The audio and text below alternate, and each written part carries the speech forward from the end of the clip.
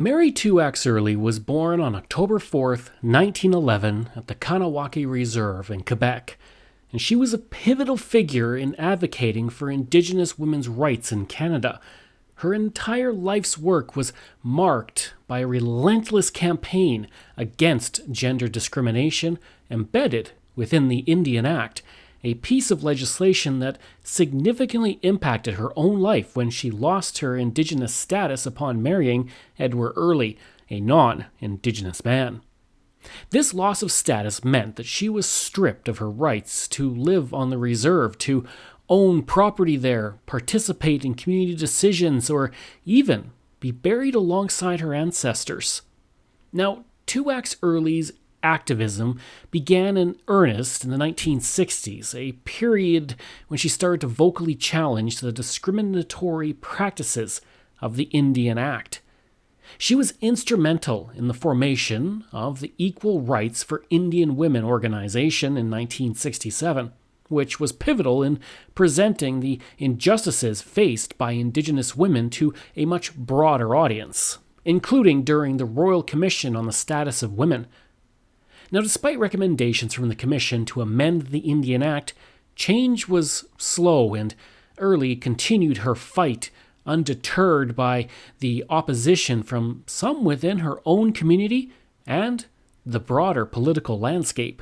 Mary's tenacity led to the founding of the Quebec Native Women's Association in 1974, which further amplified her voice in the cause. The international stage also heard her call for equality during the International Women's Year Conference in Mexico City in 1975, during which she was publicly confronted by her band's council's attempts to evict her from the reserve, which highlighted the global interest in her struggle.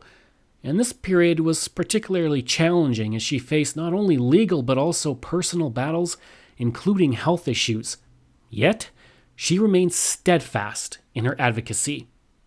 At the First Ministers' Conference in 1982, she wanted to have a formal time slot to present her case, but she was refused permission.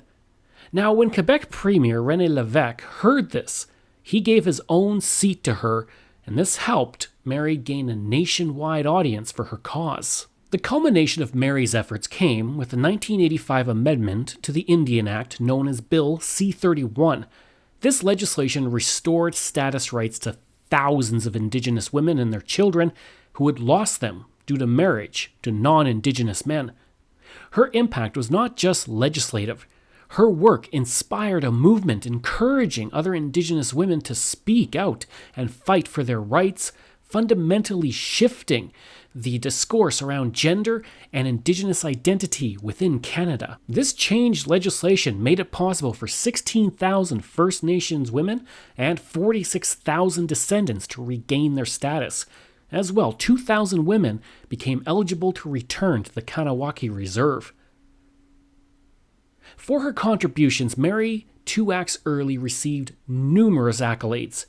In 1979, she was awarded the Governor-General's Persons Case Award for her advocacy work.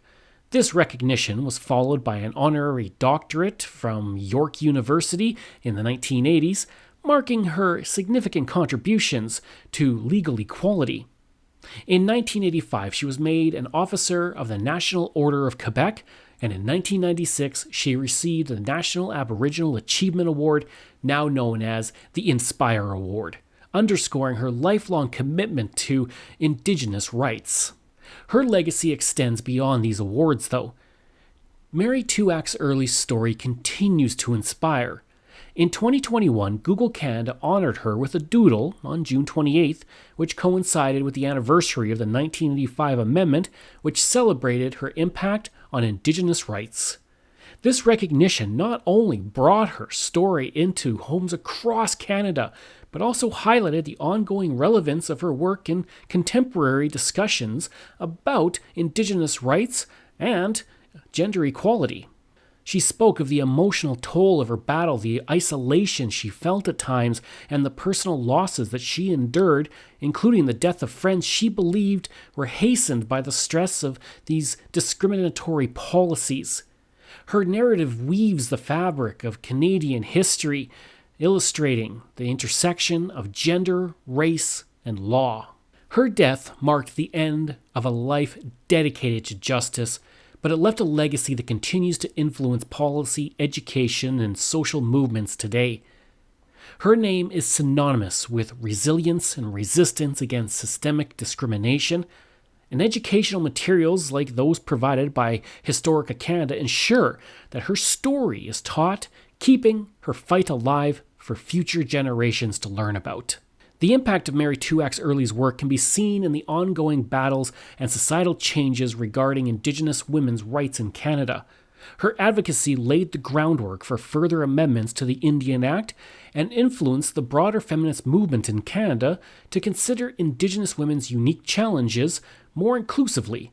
Her life and work remind us of the power of individual action against systemic injustice and the enduring need for vigilance in protecting and expanding rights for all. Mary Two-Axe Earley's life was a testament to the power of persistence in the face of adversity.